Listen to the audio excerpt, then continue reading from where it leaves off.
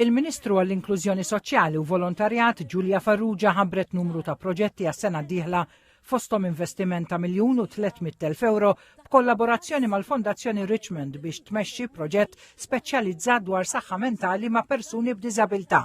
Għas-sena d-dieħla wkoll se jinfetħu aktar postijiet ta' respite bħala spalla l-familji persuni b'diżabilità fosthom f'Ħalkirkop u t-tieni dar ta' respite f'Ħaddingli se jkun wara ċentru għażażagħ b'kollaborazzjoni ma' Għaqda Volontarja. Il-Ministru Farrugia qalet li se jinfetaħ ukoll ċentru ta' matul il-jum speċjalizzat għall-anzjani b'diżabilità għax l-Istat jemmel li għandu dover u obbligu jwieżen kull faxxa tas-soċjetà. Qalet li permezz ta' kollaborazzjoni mal-NGOs trid tkompli tinħoloq sinerġija biex dawn is-servizzi jaslu għand min ikollu bżonn. Il-Ministru Farrugia qalet li din il-ġimgħa stess se jkun varat proġett ta' €5 miljun ma' NGO fis-settur tad-diżabilità li se jinvesti fit-tfal u adolescenti biex ikattru u jkabru l-ħiliet tagħhom. Tkellmet dwar is-servizz tal-assistent personali qalet li f'sentejn telgħu għal 422 il-persuni li resqu l-qudiem biex jibbenefikaw minn dan is-servizz u matul is-sena d-dieħla mistennija jkun hemm mal 120 persuna oħra li jitolbu s-servizz. Qalet li l-budget 2025 kompla fuq it-tajjeb li l-Gvern bena fis-snin ta' qabel. Żiedet li l-budget ta' l-ogħla żieda lil persuni b'diżabilità. Il-Ministru Farrugia spjegat iż-żiediet bla preċedent fil-Carers Grant u kif dan il-benefiċċju se jitwessal dawk il-ġenituri ta' tfal li għandhom anqas minn 16-il sena.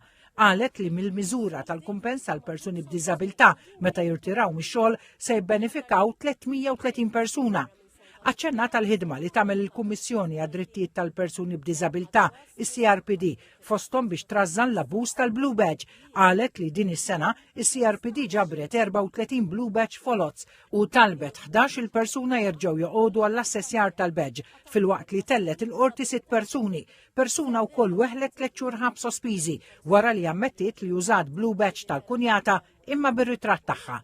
Dwar il-qasam tal-volontarjat semmiet li din is-sena fetħu b'suċċess 61 għaqda volontarja ġdida. Qalet li proġett li niżel tajjeb maż-żgħażagħ huwa kors universitarju ġdid fis-settur tal-volontarjat li jiffoka fuq l-iżvilupp personali fejn f'Ottubru daħlu għalih 10 studenti. Fid-dibattitu parlamentari ħadu sem ix-Shadow Ministers Graziella Gallia u Charles Azzoppardi mill-Oppożizzjoni. Id-deputat Gallia qalet li s-soċjetà trid tifoka fuq il-ħiliet ta' kull persuna u appellat biex id-deċiżjonijiet jittieħdu b'konsultazzjoni ma' min ikun jiġi bżonn is-servizzi mħabbra. Id-deputat Charles Azzoppardi qal li l-budget 2025 ma ħares lejn l-istabilità li għandu bżonn il-pajjiż.